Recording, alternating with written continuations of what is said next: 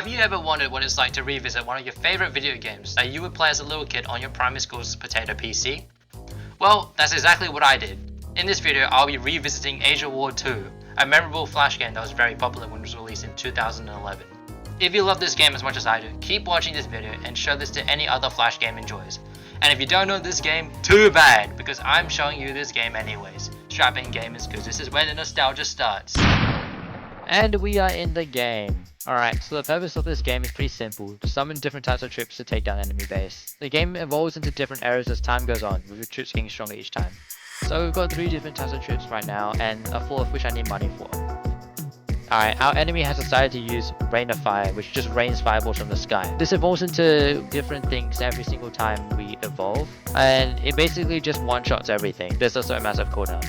There's also different roles for each of the troops that we summon. From left to right, we've got support, infantry, anti-armor, and armor. So armored is normally the most expensive and the tankiest, which is why they need a little bit more money to unlock them. Support are basically just they just fire projectiles from behind enemy lines. They aren't built to take fights. Infantry are just pretty simple. They just warriors on the ground, just hit things with swords and either win or die. And anti-armor are basically just the offense type to do more damage to troops, but they're very frail. Finally, there's also some simple upgrades from in the top right part of my screen. They're basically just 3-tier upgrades which help me like increase the damage or defense of my troops, increase the range of turrets or range of support troops, and also to just unlock different types of troops and get more gold, I guess. Also, can we just point out that like most of these guys have like the most terrible back posture ever. Like it's like they must sleep under a rock, right? Get it? Because it's the Stone Age. I have no friends. Anyways, moving on. We just fireballed our opponent, so we should have enough money to buy a turret. Alright, so it looks like we've got enough to buy an egg rifle, and then rage hen that will catapult eggs onto the enemy. You know, I do like chickens, so let's hire one out to help us. Why is it positioned like that? Oh hell no, that's horrible on so many levels. I don't remember this. Alright, so now our opponent has evolved into the next stage, which is the Spartans. So now he's going to start to spawn stronger troops. And in order for us to do the same, we need to get a little bit more experience.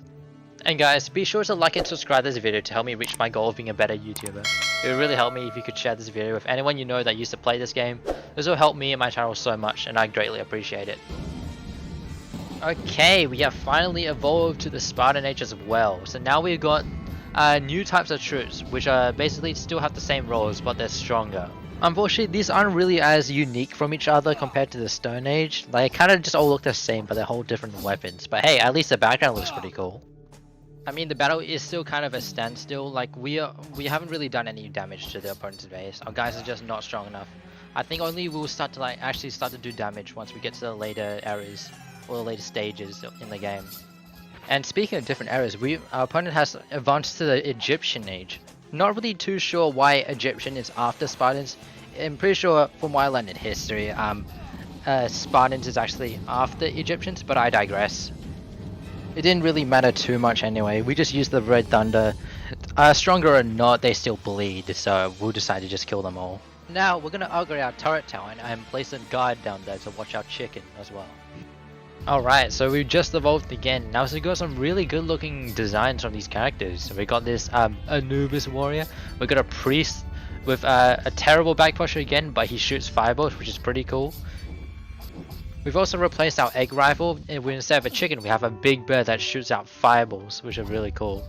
Overall, I think the Egyptian designs are really nice here. And we've also got a cart warrior who can actually fire spears. It's a really nice touch that other roles besides support can also fire projectiles when behind the front lines. The only problem I'd say with this is that the power-up is essentially just a reused version of the fireballs from the Stone Age. It's not really too unique, but hey, things are going to move a lot more quicker now because we are in the medieval age. A really interesting touch with the medieval era is that most of the stuff is from mythology. It's not really like old knights and other things. I guess there is the foot, but I guess there's not really much else. It's just all fantasy. We did also upgrade our guard to a metal catapult, which is really cool. And the special ability is kind of just raining arrows, which is a bit weird. Nobody knows where they came from, but they just exist and they just kill everyone, so that's pretty cool. Overall though, the medieval troops design look pretty good. The archers kind of look like elven warriors. The mages have pretty cool death animations, they kind of just fade away. And the griffin warriors overall just look majestic. And then we also have like the bold guy who looks like he's bored out of his mind, so that's just, it's just really funny. So now we move on to the Renaissance era. Most of these designs are a lot more realistic. Like most of them are just knights with horses, swords, axes, or guns. But then we also have sentient cannons, which is pretty cool. The turrets are also kind of just like really simplistic. Like we got small cannon and big cannon. It's not too creative, I guess. And also the background kind of looks a little bit uncreative as well. It's kind of just like we've just got some palm trees, and the rest is kind of just reused from previous eras. I did also notice that the Renaissance base kind of looks like a church, and it does look a little bit cut off, if you could tell. Something else did change though, and that's the power-up, because now the power-up is basically just shooting cannonballs from the sky.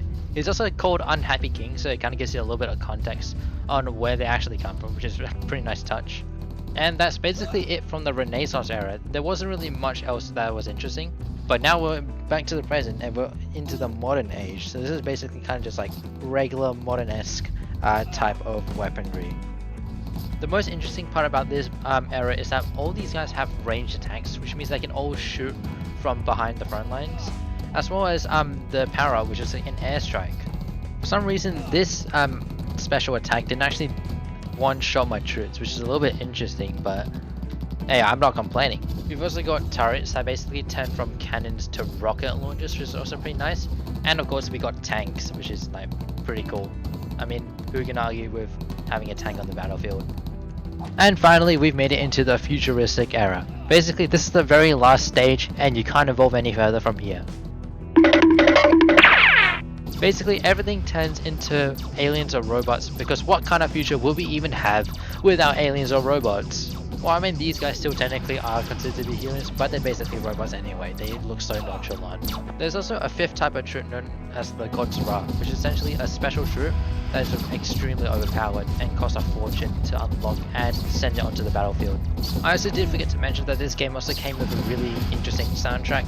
It's called Glorious Morning, and I turned the music off because otherwise the soundtrack would just play for the entirety of the game. Which took me 1 hour, by the way. It was really a huge grind. But you should have a listen right here because it's a really banging soundtrack, and whoever made this was really ahead of his time.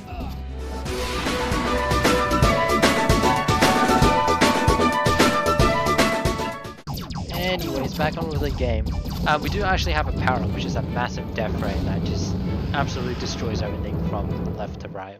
I actually do really like the theme here with all the troop designs. Obviously we've got the mad scientists and cyborgs who are not quite robot but still fit in with the futuristic theme regardless. Then we've also got like the huge mechs, which is also like just really badass. And of course we've got the spider robot thingies with lightsabers, which is pretty cool. I mean, to be honest, the designers couldn't really go wrong with the theme here. The rest of this game basically just became a standstill. I kind of just had to save enough money to even like try and afford to buy like the big guns. So I just spam just continuous strategies, like just put the armored guy first and then put like mad scientists behind because I have a really good support range. But yeah, that was basically just about it. I also bought a couple more plasma turrets to help defend my base a little bit better from some of the forces because they're actually starting to chip away at my base a lot more. But yeah, at this point in the game, like it was just a huge grind at this point. I was kind of losing brain cells, I'll be real. I just had to spend enough time to just get enough money to afford the fifth type of troop, which actually costs like 10,000 gold to even build one of them. But it's extremely overpowered, and I realized that deploying not one but two of these could like easily win me the game, but it just had to take a lot of time. My opponent even had the chance to like just build a lot of stacked turrets. They had maxed out turrets, so there was just no way like a normal push could even like get close to even damaging the base. Every single one of my troops was just getting like absolutely destroyed.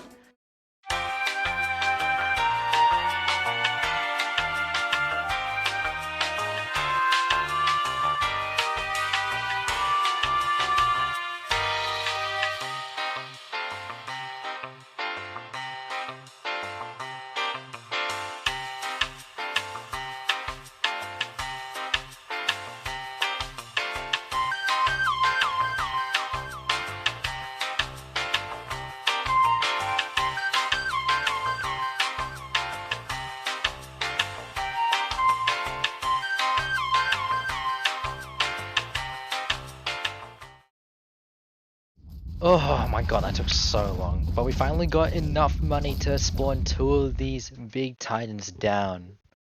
Yes, each of these overpowered mechs cost 10,000 gold to craft. Like, this was insane. Anyways, here we go. Play the epic finale music or something. I don't know. That will spawn a death ray to like get rid of everything. You will spawn a couple of mechs to ensure they reach the enemy base. Like, we're making sure this thing ends right now. And here they come, bro. Look at them. They're magnificent.